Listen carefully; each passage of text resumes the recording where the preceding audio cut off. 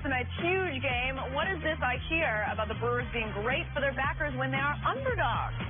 They're making people an awful lot of money. You go back to September 3rd, they've been an underdog 11 times, Rachel, 9-2 straight up during that span. And if you bet $100 blindly, you'd be up $950. Or if we're using gambling parlance, 9.5 positions. Not a bad haul for a very good baseball team. We'll see if they keep some of that momentum going tonight against your beloved Rich Hill. $950 Oh my God. bucks. What are you going to do with all that money? Thanks, Todd. Now it is time to talk some hoops. I want to welcome in FS1 NBA analyst Steven Jackson to the VIP room. And this guy is looking spiffy today. Look at that suit. Thank you. All right, LeBron James makes his Hollywood debut on Thursday night. The Lake Show won 35 games last year, but this year Vegas set their season total at 48. Do you think the Lakers have enough of a supporting cast to win more than 48 games? I do, and I have them right around that number. LeBron is going to get the best out of everybody. He's going to make everybody better. I just think him coming to this team, bringing the leadership, bringing the star power, bringing everything to this team. These guys are going to feed off his passion, going to feed off his energy. I think they'll definitely get to 40 to 50 wins. All right. Steven, LeBron was drafted the same year as Luke Walton. Do you think they'll be able to get along, or do you think LeBron is going to walk all over him? Well, I think they're looking at it as more of a partnership. I think Luke understands that he has to coach and teach these guys through LeBron. And he has to also give LeBron room to coach this team and bring these guys along so they can be where they want to be at the end of the season. But I think it's more of a partnership. I think the respect for each other is the same. And I think he's going to give LeBron room to coach, but LeBron knows who the head coach is, and that's Luke. All right.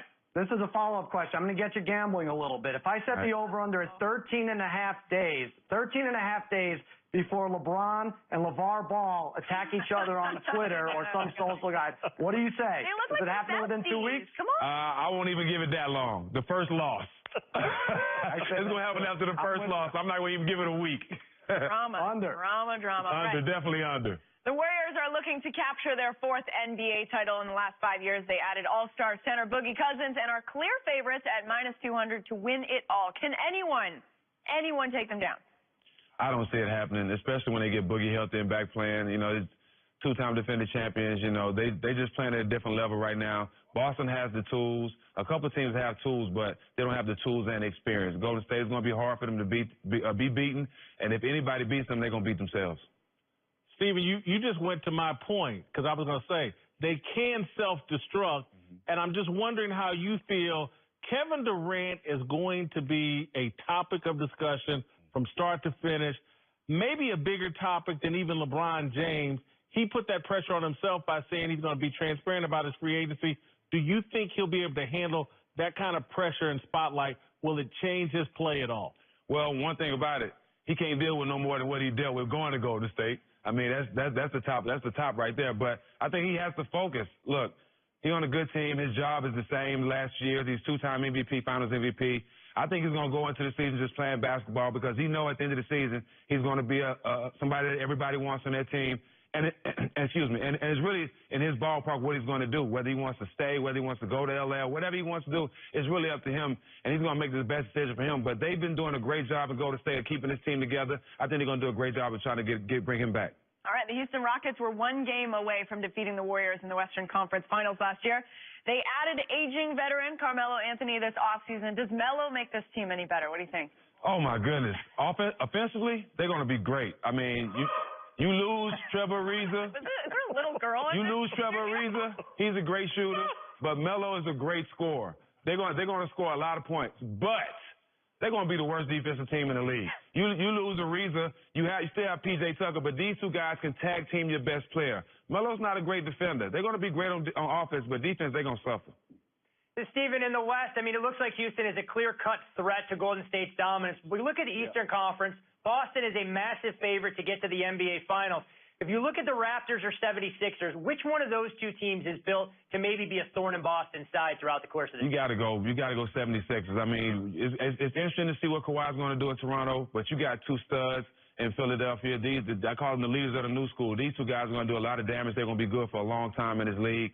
And if I have to lean on either one of those teams and their upside, you have to go with Philadelphia. Those two young guys are stars, and they're going to be stars for a long time. And they can get to the championship in the Eastern Conference. Steven, you won a championship with the San Antonio Spurs and Greg Popovich, and you're caping up for the ultimate ball stopper, Carmelo Anthony. Give me a break. I'm not caking up to him. I said he can score, but he get crossed over in the kitchen. So, excuse me, in the phone booth. So he don't play no defense. I've said that, but he's a great scorer. He's been that since he's been in the league. All right, the Boston Celtics defeated the Sixers in last year's Eastern Conference semifinals. The Celtics get Kyrie Irving and Gordon Hayward back and are favorites to win the East. Do either the Sixers or the retooled Raptors, as we just discussed, have enough to take them down? Do they have anything?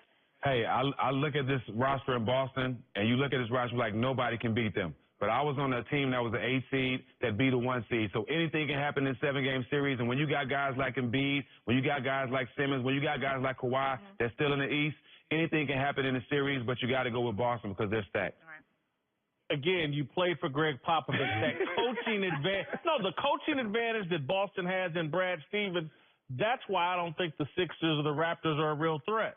Well, you're right about that. I think coaching-wise, Brad Stevens is definitely at the top of the list. Just seeing what he's done with the team last year when they didn't have Kyrie or Gordon Hayward to still get to the Eastern Conference Finals. I love this coach. He's definitely my favorite coach in the East. But at the same time, coaches coach, players got to play, and the players got to go out there and still get the job done. Well, is everything okay with you? It seems like Stevens rubbed you the wrong way a few times here in this segment. We were fired up during SFY. Steven said some crazy stuff about hip-hop that we're going to have to talk about over dinner. And he sprayed me with his bottle. Steven, we know your favorite coach in the East. Who's your most hated coach in the East? That's a good question. Is Scott Skiles still coaching? No. You don't have to answer. These are dumb questions. Yeah, it's kind of hard. I don't know. I mean, the only coach I really didn't like was Scott Skiles. I think every other coach was respectful, and I gave them the same respect back. All-time great Indiana high school player, Scott Skiles. Really? Great shooter.